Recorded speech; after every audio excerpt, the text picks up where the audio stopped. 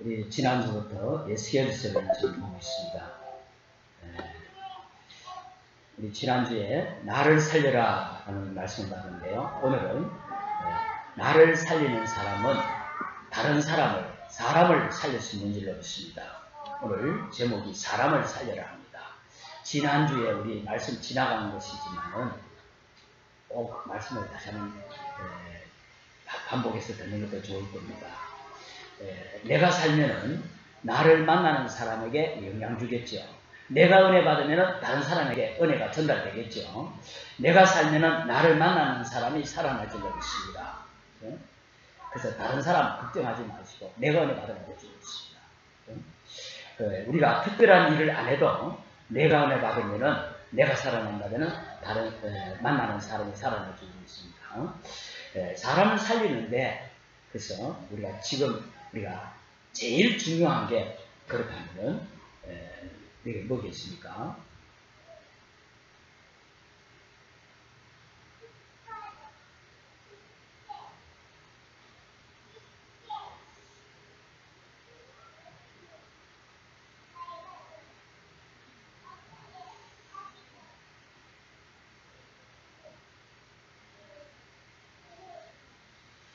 가장 중요한 것이 사람 살리러 갈 때 지금 중요한 게 내가 누구냐는 사실이죠. 그죠?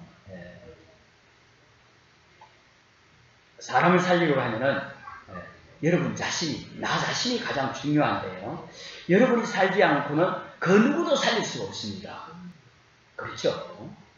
여러분이 살지 않고는 그 누구도 살릴 수 없는데, 그래서 오늘 가장 먼저 보실 것이 오늘 3장 16절에 보니까요. 7일 후에 여호와의 말씀이 내게 임하여 주시되, 우리가 지난주에 에스겔 1장 1절에서 3절에 그 말 강가에서 여호와의 말씀이 에스겔에게 특별히 임하고 하나님의 모습이 내게 보인 그 후에 7일이 지났다 이 말이죠. 인자야 17절에 내가 너를 이스라엘 족속의 파수꾼으로 세웠으니 너는 내 입의 말을 듣고 나를 대신하여 그들을 깨우치라 했습니다. 그래서 우리가 가장 먼저 보실 것이 오늘 3장 16절 17절에 보면요. 우리 미래 생각할 수 있어요. 지금 북한 핵 때문에 일본이다, 미국이다. 여러분 요즘 좀 신문 좀 보시나요? 텔레비전은 잘 안 보는데 지금 이제는 미국 본토를 걱정할 만큼 시대가 됐어요. 북한 때문에. 지금 보셨죠, 그죠?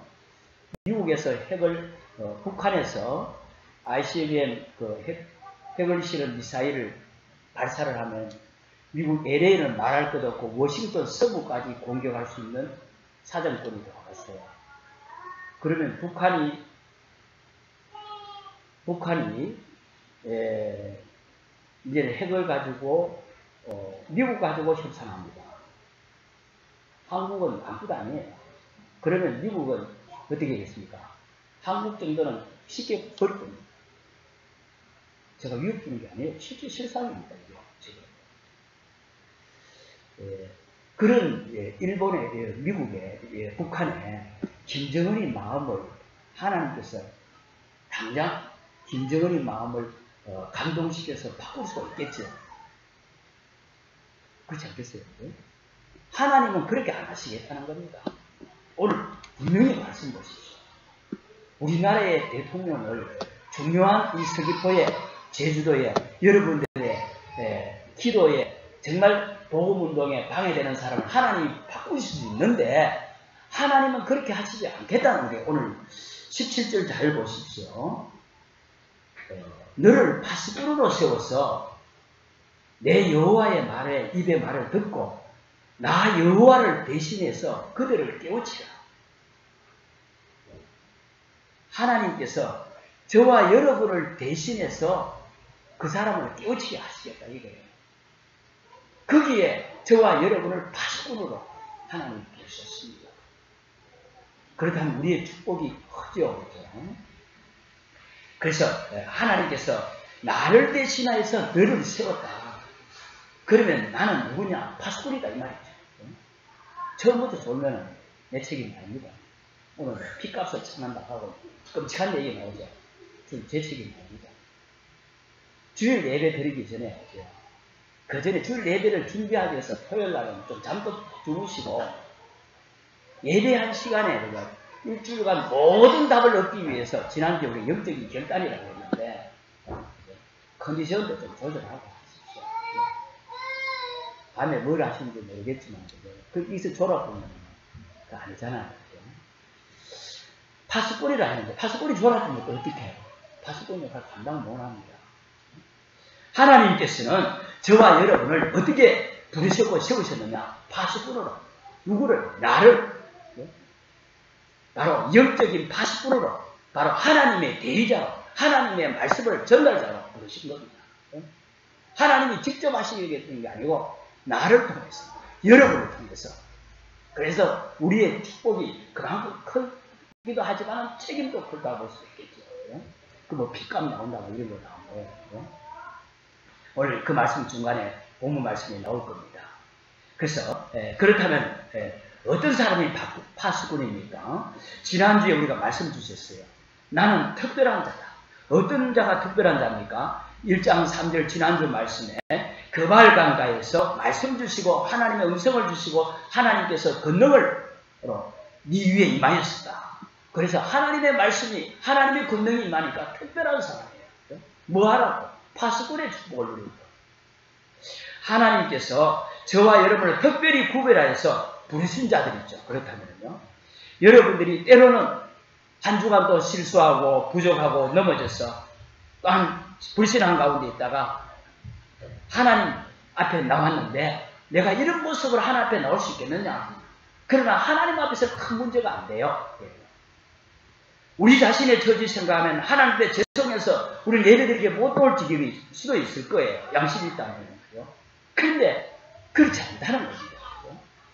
교회는 다시 말하면 꼭 거룩한 곳만이 오는 것이 아니에요. 양복을 입고 화장도 하고 왔지만은 속에는 다 문드러져서 올 수도 있잖아요. 수고하고 무거운 진자들은 내 앞에 오라고 그랬어요.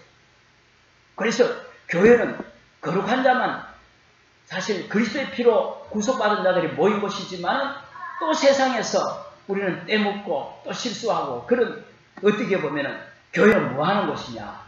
쓰레기장이에요. 우리가 버려야 될 것을 어디에 버리느냐? 교회 와서 버리는 것이에요. 교회는 다시 말하면 뭐 하는 것이냐? 바로 목욕탕이에요. 영적으로 떼비끼는 거예요. 세차장이에요. 세차해서 깨끗하게 굴러가다가 한 주간 운행하는 도중에 온갖 먼지, 미세먼지도 온갖 오물도 세차가 까맣게 있지만 세차하는 곳이 어디냐?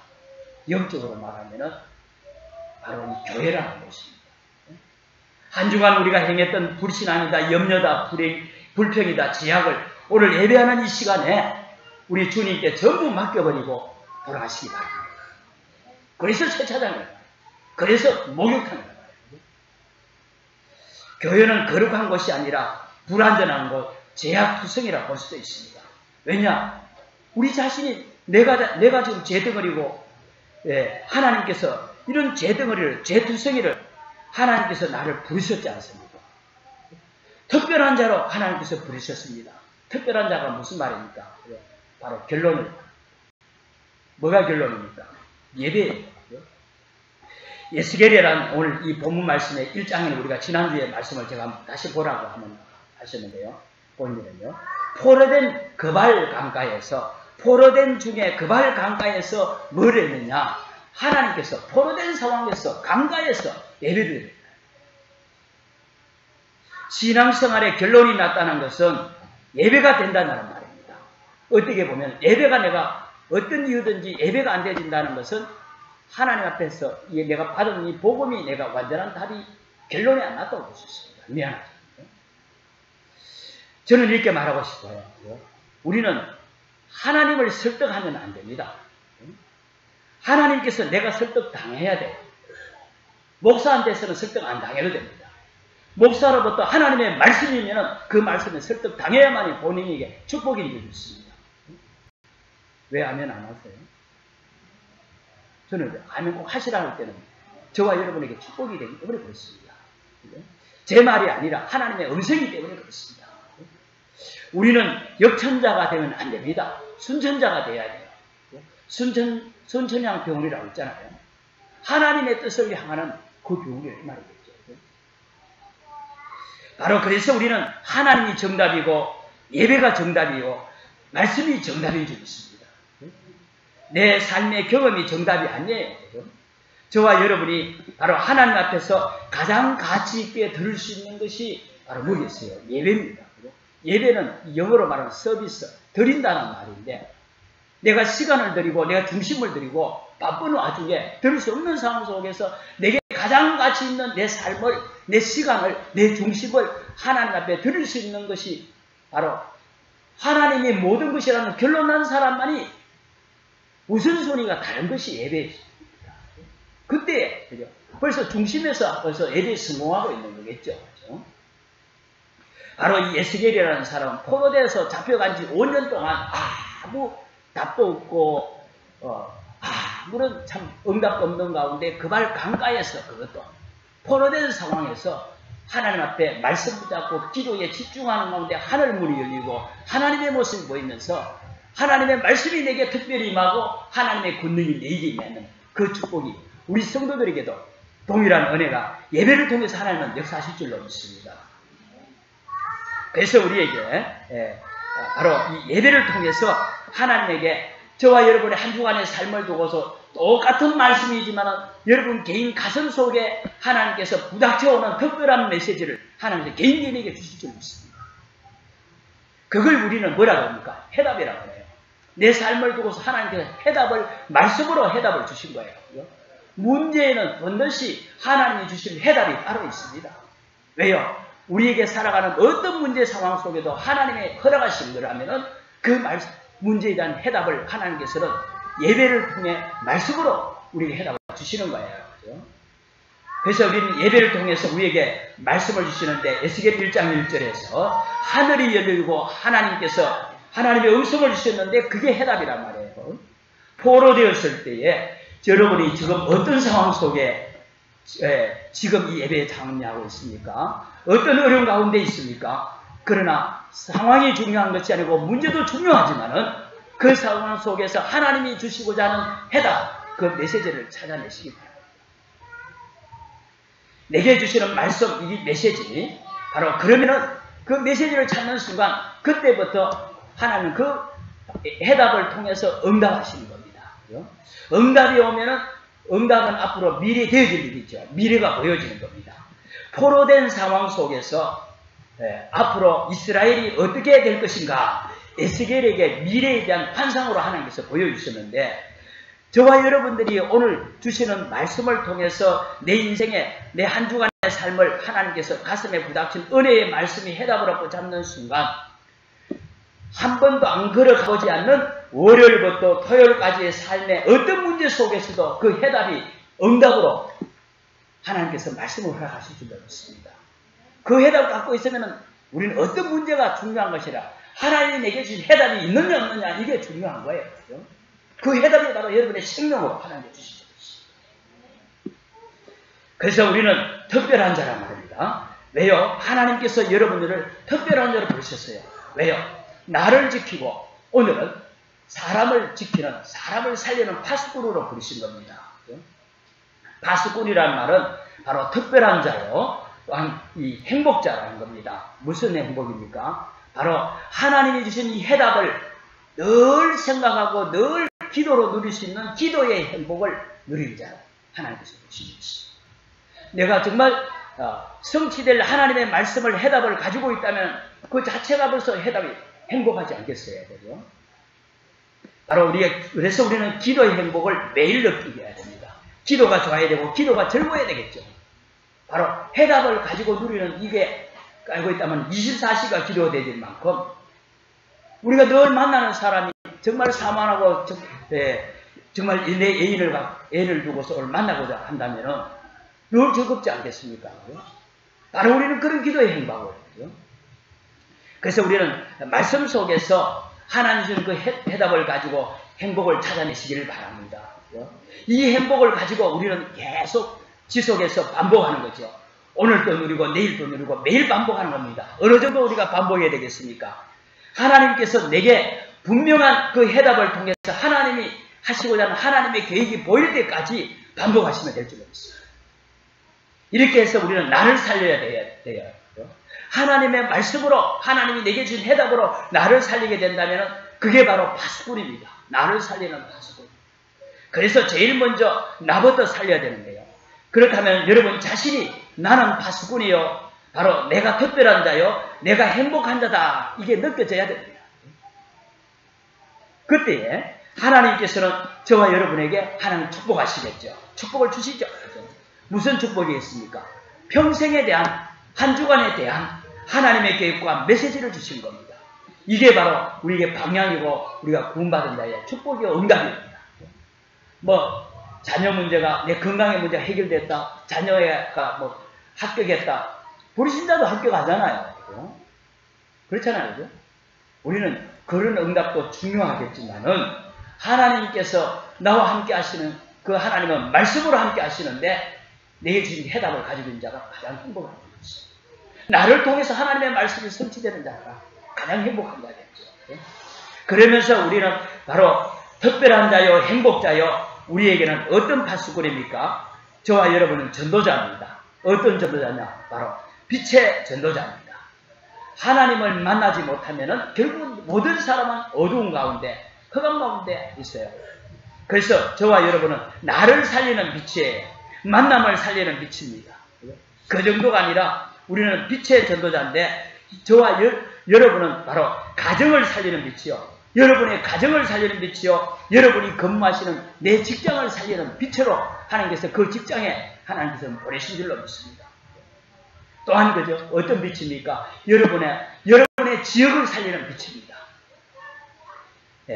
그래서 우리는 어떤 현장이든지 하나님이 우리와 함께 하시는 이 창조의 빛으로, 생명의 빛으로 이 빛이 들어갈 때 생명이 살아나고 재창조의 하나님은 역사를 하실 줄로 믿습니다. 그렇다면 우리는 두 번째로 저와 여러분은 어디에 관심을 가져야 되겠습니까? 오늘 우리 본문 말씀을 통해서 바로 그렇다면 이런 축복을 우리에게 파수꾼으로 특별한 자로 하나님께서 행복자로 하나님께서 우리를 빛의 전도자로 부르셨다면 누구의 책임인가? 저는 이걸 한번 묻고 싶습니다.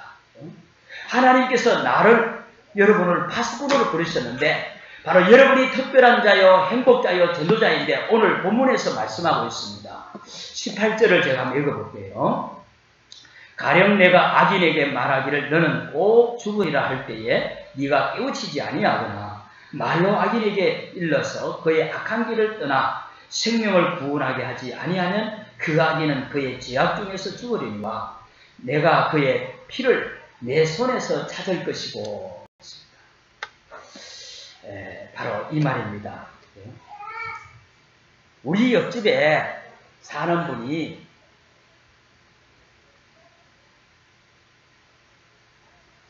김금식 성도님이 아니고 예를 들어서 박금식이라고 있어요. 죄송합니다. 내가 지금 김혜훈 목사 사는 집 옆집에 박금식 씨가 살아요. 그런데 이 박금식 씨가 한 번도 복음을 들어본 적이 없어요. 그래서 저도 죽게 되고 박금식 씨도 죽게 됐어요. 주님께서 천국 가서 물었습니다. 네가 왜 예수를 안 믿었냐? 박금씨가 말하기를 예수? 근데 하나님 그분이 누굽니까? 예수 몰라? 너희 옆집에 있는 김혜원 목사를 통해서 예수 들어본 적이 없어? 하나님 그렇게 질문하는 거예요. 누구에게? 불신자이 지옥 갈 수밖에 없는 박금식 씨. 이때에 듣지 못했다면은 저분의 당연히 지옥을 가겠지만은 저분에 대한 핏값을 내게 찾겠다. 김혜원 목사에게 찾겠다. 이 말이에요. 오늘 18절 바로 이 본문 내용. 무슨 말인지 아시겠죠? 그렇죠? 이게 바로 무슨 얘기입니까? 하나님께서는 저분을 구원하시기 위해서 나를 먼저 구원하셨는데 어마어마한 축복 속에 나를 부르실 뿐만 아니라 엄청난 이 메시지를 말하고 있는 거죠. 그죠? 핏값이 분명히 있다는 겁니다. 다시 말하면은 저 사람의 죽은 책임을 나에게 묻겠다 이 말이에요. 김영호 목사한테 묻겠다 이 말이에요. 구원의 축복을, 내가 구원받은 축복을 저분에게 말해야 되는데 한 번도 못 들었다. 저 불신자의 핏값을 하나님께서 내게서 찾겠다는 이 말씀이에요. 왜요? 나를 파수꾼으로, 저 사람의 영혼을 지킬 수 있는 파수꾼으로 하나님께서 나를 부르신 겁니다. 네, 핏값을 한번 이렇게 말씀드려볼게요. 우리나라에 1907년도에 좀 역사 공부를 하고 또 교회사를 공부한 분들 많이 들어보실지 모릅니다. 평양 시내에서 대부흥운동이 일어났죠. 1903년도에는 원산에서 비롯해서 평양에서 꽃을 피웠는데, 주일날 11시 돼가 교회에서 종을 치면은 평양 시내 전체가 상가에 물을 다 닫았다.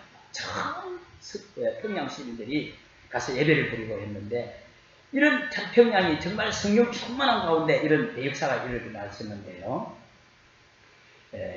그런 가운데 이 복음을 평양 시민들이 북한으로, 또한 남한 땅으로, 북한 다른 지역으로 전파해야 되는데 그렇지 않았다는 거예요.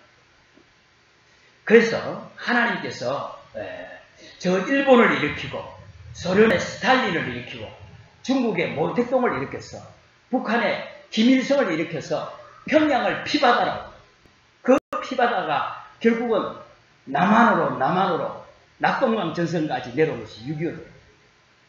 여러분 어떻게 생각하세요? 그 피값이라는 거예요.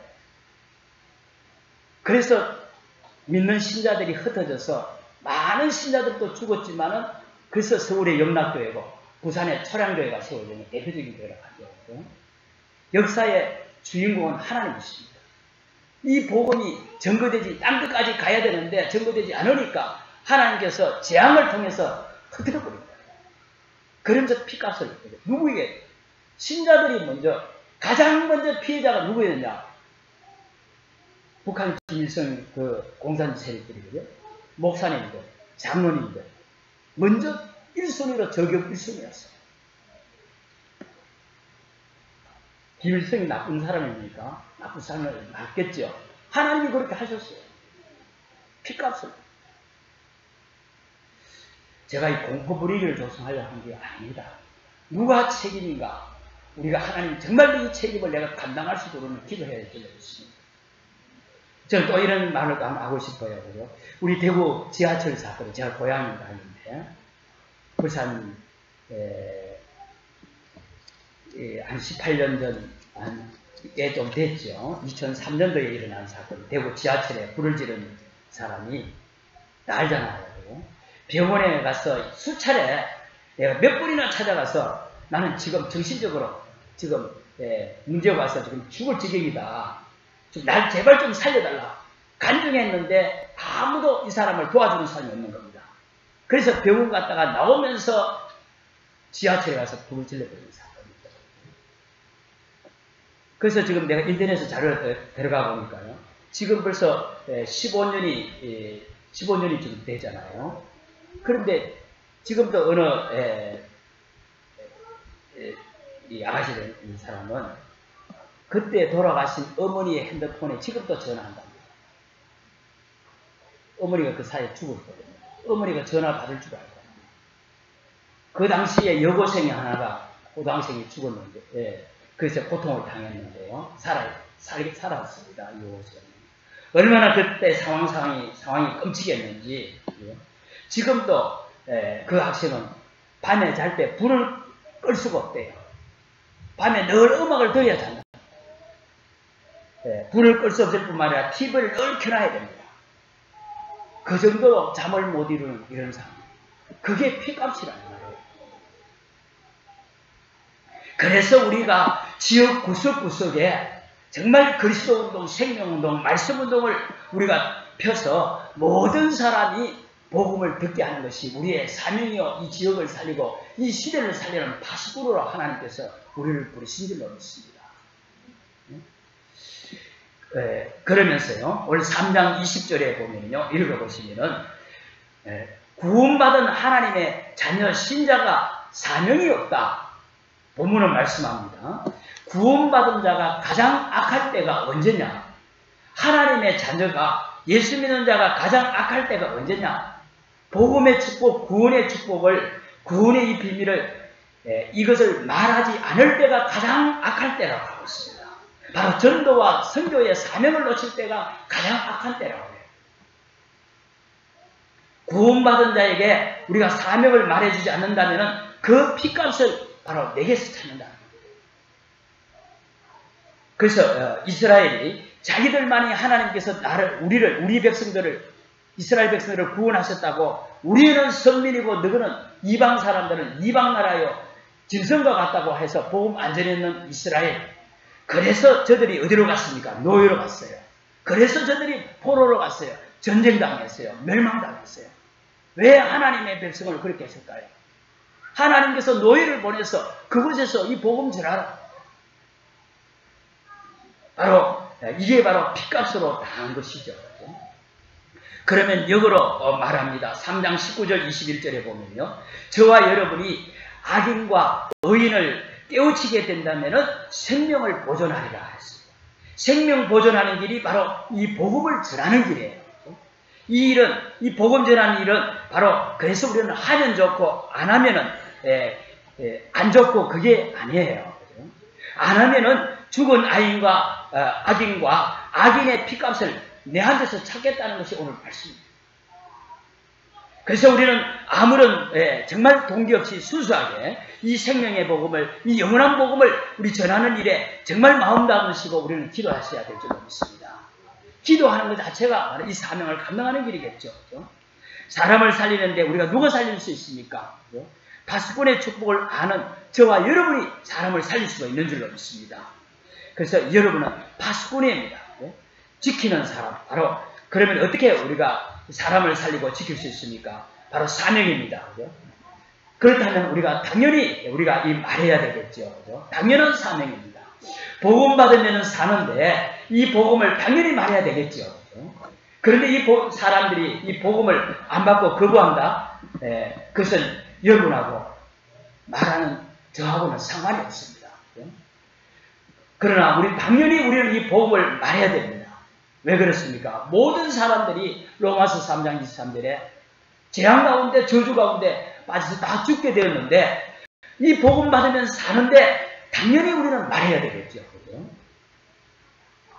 아니 정말 불치병에 암에 걸려 있는데 내가 정말 이 암 걸린 이 환자에게 내가 가지고 있는 이 약을 먹으면 100% 산다. 근데 그 약을 나한테만 가지고 있다. 근데 내가 이거 말 안 한다는 것은 그 사람의 생명을 내가 빼앗는 거랑 마찬가지예요. 그게 가장 악한 짓이다 이 말이에요. 하나님 보실 때. 그렇겠죠. 그죠? 그래서 오늘 좀 무거운, 여러분들이 말씀 듣기에 좀 제가 이제 무거운 마음을 전달하고자 하는 게 아니라 정말 우리가 사명을 회복하는 축복이 있기를 바랍니다. 모든 사람이, 복음은 모든 사람이 다 필요한 거예요. 그죠? 예수 믿어도 되고 안 믿어도 되는 게 아닙니다. 그죠? 바로 필연적인 사명이에요. 내가 복음이 필요했다면 저분에게도, 이분에게도 복음이 필요한 겁니다. 그죠? 우리는 이 복음을 전하기만 하면 될 줄로 믿습니다. 믿고 안 믿고는 내 사정이 아니에요. 그분의 사정입니다. 그 정도로 아니라 이 사명은 우리에게 절대적인 사명이에요. 안 하면 안 됩니다. 그죠? 그래서 이 복음을 막을 사람이 없잖아요. 그죠? 하나님께서 왜 저와 여러분을 이 땅에 보내셨습니까? 바로 사명 때문에. 혹시 성도님들 중에 진짜 어려운 가운데 있는 분이 있습니까? 내 자녀가 속썩입니까? 내 남편이 속썩입니까? 내 아내가 속썩입니까? 건강히 나를 잡고 나를 사로잡고 있습니까? 이런 어려운 가운데 분이 있다면 정말 사명 바로 깨닫는 순간 하나님은 역사하실 줄로 믿습니다. 사람은 그죠? 우리 많은 저도 좀 아플 때 그런 얘기 많이 들었는데요. 늙어서 죽는 것이 아니라 병들어서 죽는 것도 아니라 우리에게 사명이 끝나면 하나님이 불러가시는 것이 우리 죽음입니다. 맞겠죠? 그래서 우리에게 정말 이 사명이라는 것이 하나님께서 우리 파수꾼의 사명을 감당하는 것이 너무나 중요한 겁니다.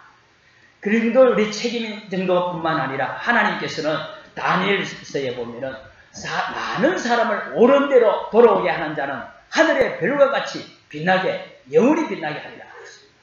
우리는 어마어마한 축복과 또한 핏값과 앞에서 우리는 말하기만 하면은 우리는 엄청난 별과 같이 하늘의 별과 같이 빛나게 하는 그 축복의 반열 속에 우리가 있다는 것을 잊지 않기를 주 이름으로 축복합니다. 그렇다면 누구의 책임이라 했는데 우리가 책임져야 될 현장이 따로 있죠. 어디에 책임져야 되겠습니까?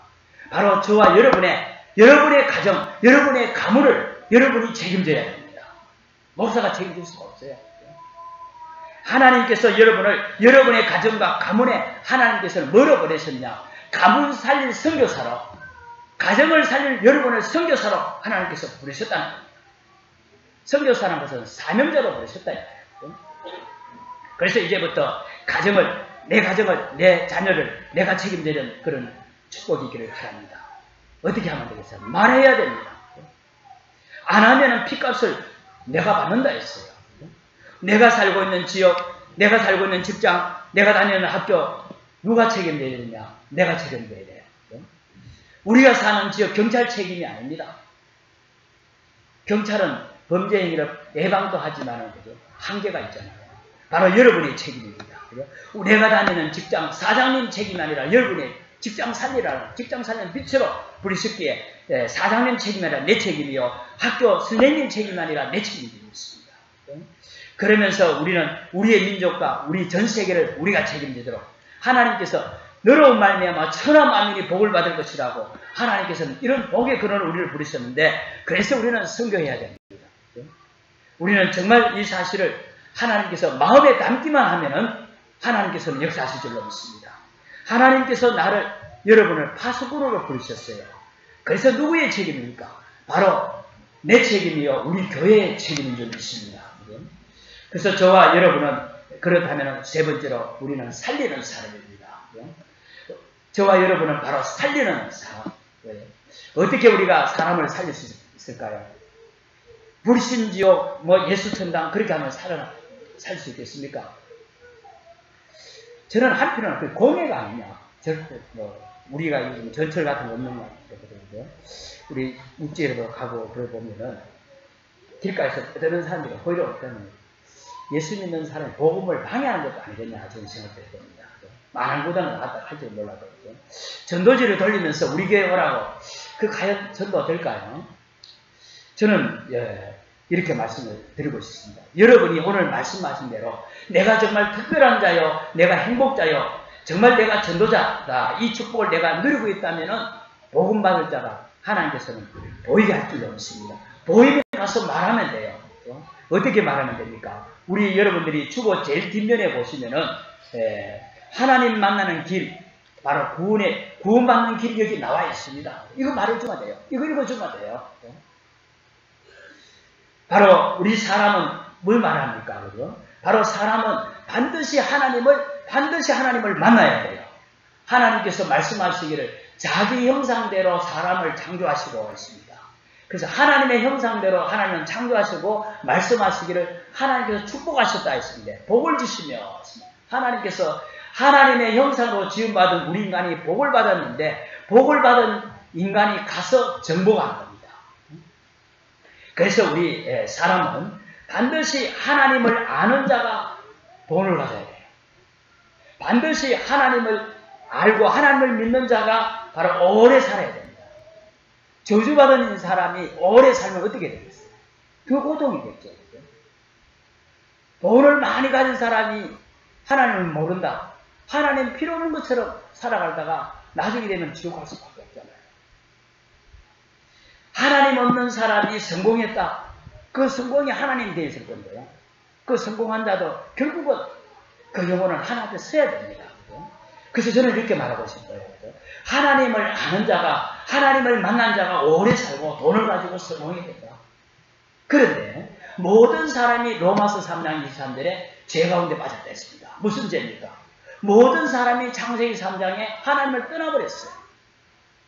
그래서 하나님과 인간 사이에는 큰 구렁이 있어서 하나님 앞에 가는 길이 막혀버리고 하나님을 갈 수가 없는 관계가 되어버렸어요.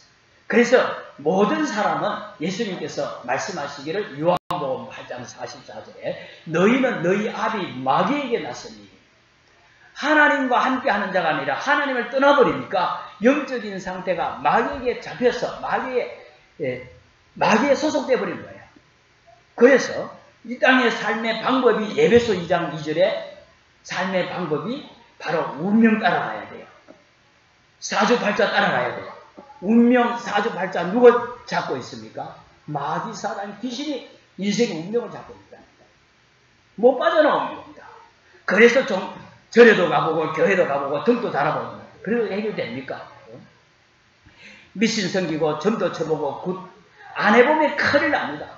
이게 바로 세상 사람들이 살아가는 방법입니다. 그런데 그게 해결되면 좋겠는데 마태복음 11장 28절에 수고하고 무거운 짐진 자라 했습니다. 우리 인생을 향해서. 모든 것이 가진 것이 짐이라. 가정도 짐이고 자녀도 짐이고 가진 재산도 짐이고 내가 배운 것도 짐이라. 그러니 마음도 불안하고 정신도 불안할 수밖에 없죠. 그런 가운데 사도행전 8장 4절 8절에 육신적으로는 어마어마한 고통과 질병이 희귀한 질병이 계속 찾아오면서 어려움이 계속되는 것이 인생입니다. 이런 인생을 누가복음 16장 19절에 부자와 나사로처럼 삶을 사는데 돈은 가졌는데 성공은 했는 것 같은데 삶 자체가 지옥 같은 삶을 살아요. 그래서 술로 도박으로 방종으로 온갖 타락의 길로 가보지만은 그게 바로 생활 자체가 삶 자체가 지옥이라. 어느 날 죽음과 함께 지옥 갈 수밖에 없는 인생. 이게 내가 죽으면 괜찮은 줄 알고 자살도 해보지만은 이런 영적인 문제가 자녀들에게 후손에게 그대로 유산으로 되물림되는 것이 우리 인생에 누구나 다 걸어가는 길이 성경은 말하고 있어요. 그래서 여기서 빠져나올 수 없는 걸 하나님께서 하시고 우리에게 길을 여셨습니다. 하나님께서 길을 여셨는데 세상에서는 이걸 종교로 해결해 보려고 합니다. 종교는 사단의 지배 아래서 사단을 섬기는 것이 종교예요. 그래서 하나님 만나지 않고 교회 생활하면 더 어려움을 당한다니까. 선행을 해봅니다. 이사야 24장 6절에 선행은 하나님을 모르는 자가 선행은 우리 인간이 더러운 옷을 입고 있는 것 같다고 했어요.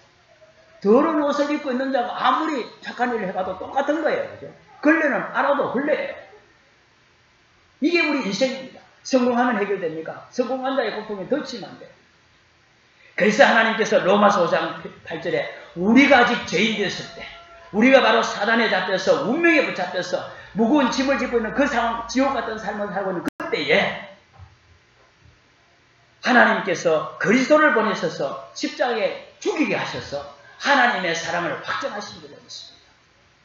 그래서 하나님이 직접 찾아오셔서 길을 여시고 우리에게 길을 여시고 하나님께서 우리에게 찾아오신 것이죠. 바로 그 방법이 그 단어가 십자가요, 그 단어가 그리스도요, 그 단어가 바로 예수님이신 것입니다. 그 그리스도이신 예수님을 누구든지 그 이름을 부르는 자는 구원을 얻습니다. 그 이름을 믿는 자는 영생을 얻었고 사망에서 생명으로 옮겨내리라 했습니다. 바로 이 생명의 이 복음을 바로 누구든지 믿는 자는 믿고 영접하는 자는 하나님의 자녀가 되는 것을 주셨으니 이 사실을 우리가 말하면 돼요. 이 죽어있는 뒷면인데 그때에 우리는 운명에서 빠져나옵니다. 이 축복을 우리가 말하는 것이죠. 그렇죠? 이 사실을 악인에게 말하고 이 사실을 말하자고 우리 신자에게 의인에게 말하면 됩니다. 가까이 있는 사람에게 말하는 것이 전도요. 저 멀리 있는 사람에게 말하는 것이 성경입니다. 그래서 우리는 이번 한 주간 우리가 세 가지를 회복하시기를 바랍니다. 바로 예배 회복입니다. 우리 모든 성도님들이 예배가 회복되는 순간 하나님은 기적을 베푸실 줄로 믿습니다. 예배 회복하시기를 바랍니다. 예배 회복은 바로 신앙의 성공입니다. 신앙의 성공은 바로 인생 성공이요. 인생 성공은 자녀 성공이요. 우리 부대의 성공인 줄 믿습니다. 우리 작은 이 예배하는 시간이 어마어마한 하나님은 미래를 준비하고 계신다는 사실을 우리가 기억하시고 예배 회복하는 한 주간 되기를 바랍니다. 개인 예배, 공예배 마찬가지예요. 그러면서 우리는 기도 회복입니다. 주보에 오늘 광고 말씀하신 대로 매일 저녁 9시에 우리 기도하고 있잖아요. 새벽 기도 여러분 나오시기 바랍니다. 은혜 우리는 받아야 됩니다. 하나님 없이 우리는 못 사는 인생이잖아요. 그래서 우리가 하루가 시작되는 아침 시간부터 은혜 받고 하나님 주신 힘을 가지시고 승리하시기를 바랍니다. 그러면서 우리는 전도 회복입니다. 참 전도를 회복하시기 바랍니다. 정말 마음 먹어보십시오. 그러면 하나님께서 성령 충만으로 우리 소중가 아니라 하나님께서 권능으로 역사하실 줄로 믿습니다. 저는 이런 말씀 준비하면서 이런 마음을 먹었어요. 정말 나는 5분만 시간 나면 이제부터 불신자에게 이 사실을 말하겠다. 믿고 안 믿고 내 사정이 아니지 않냐. 그 사람의 사정이다. 정말 말해서 복음 받으면 그분이 살 것이고 안 받으면 내 책임 아니다. 나는 가서 말하는 것이다. 이때 역사는 하나님이 역사하실 줄로 믿습니다.